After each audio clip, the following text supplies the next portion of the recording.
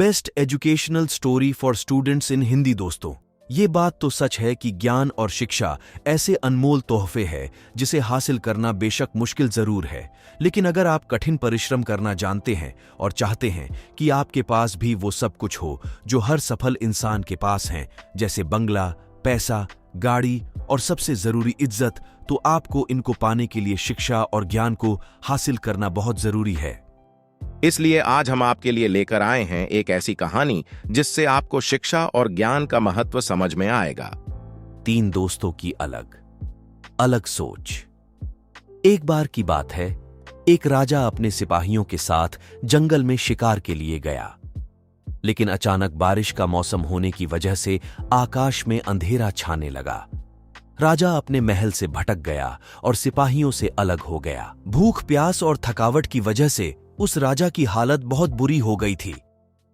राजा बहुत परेशान हो गया, लेकिन कुछ वक्त बाद राजा को 3 बच्चे दिखाई दिए। तीनों बच्चे काफी अच्छे दोस्त लग रहे थे। राजा ने उन तीनों बच्चों को अपने पास बुलाया और कहा, क्या तुम मेरे खाने के लिए खाना और पीने के लिए पानी ला सकते हो?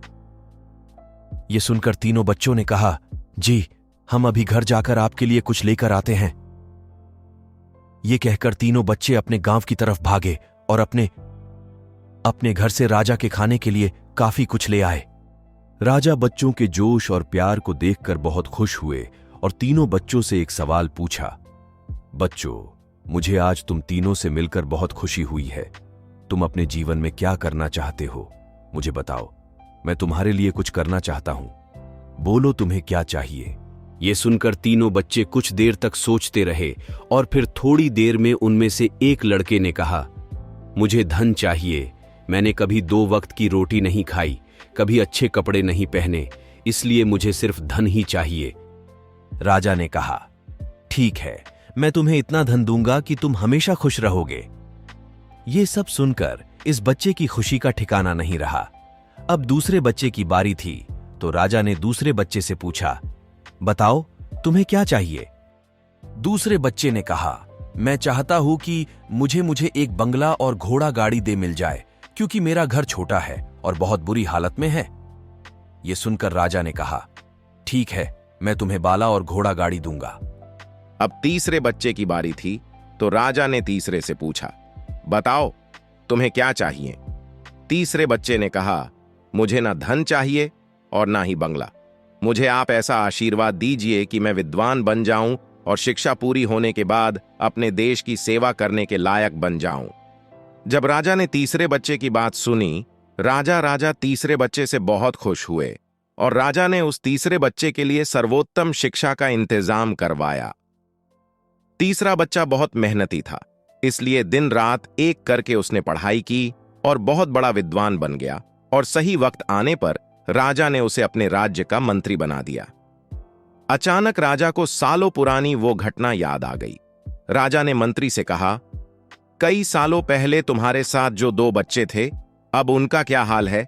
मैं एक बार चाहता हूं कि तुम तीनों से एक साथ फिर से मिलूं। एक काम करो, अपने तीनों दोस्तों को कल खान पर आमंत्रित कर लो। मंत्री ने अपने दोस्तों के पास यह संदेश भेज दिया। अगले दिन तीनों दोस्त राजा के सामने उपस्थित हुए। राजा ने कहा, आज मैं तुम तीनों को फिर से एक साथ देखकर बहुत खुश हूं। राजा ने मंत्री के कंधे पर हाथ रखकर कहा, इनके बारे में तो मैं जानता हूं, तुम दोनों मुझे अपने बारे में कुछ बताओ। यह सुनकर जिस लड़के ने धन मांगा था, उस लड़के ने कहा, महाराज, मैं बहुत परेशान हूं। आपने जितना धन मुझे दिया था, उतना धन पाकर मैं बहुत आलसी हो गया और मैंने बहुत सी बेकार चीजों में अपने धन को बर्बाद किया और मेरा बहुत सारा धन चोरी भी हो गया। इसलिए मैं आज उसी हालत में हूं जिसमें आपने मुझे पहले देखा था। यह सुनकर राजा ने दूसरे लड़के से पूछा, बताओ, तुम कैसे हो? दूसरे लड़के जवाब दिया, महाराज, मेरा भी कुछ ऐसा ही हाल है। मैं तो अपने बंगले में बहुत खुशी और सुकून से रह रहा था, लेकिन कुछ वक्त पहले आई बाढ़ में मेरा सब कुछ बर्बाद हो गया। मैं भी उसी हाल में हूं जिसमें आपने मुझे पहले देखा था। ये सब सुनकर राजा ने कहा, अब इस बात को हमेशा याद रखना कि धन, दौलत, संपत्ति हमारे पास हमेशा नहीं रहती, लेकिन ज्ञान और शिक्षा ऐसे अनमोल खजाने हैं जो हमेशा हमारे पास रहते हैं और इसे कोई चुरा भी नहीं सकता। अगर तुम शिक्षा में विद्वान बन जाओगे तो धन और संपत्ति अपने आप तुम्हें मिल जाएंगे। सीख। धन पाने का लालच हर किसी को होता है। हर कोई चाहता है कि वो अच्छे घर में रहे, अच्छा खाना खाए और अच्छे कपड़े पहनकर एक सेठ की जिंदगी जिए। लेकिन ज्ञान और शिक्षा के बिना अगर आपको बंगला, पैसा, गाड़ी मिल भी जाए तब भी वो आपके किसी काम का नहीं, क्योंकि तब आपको समझ ही नहीं आएगा कि इसे संभालना कैसे है।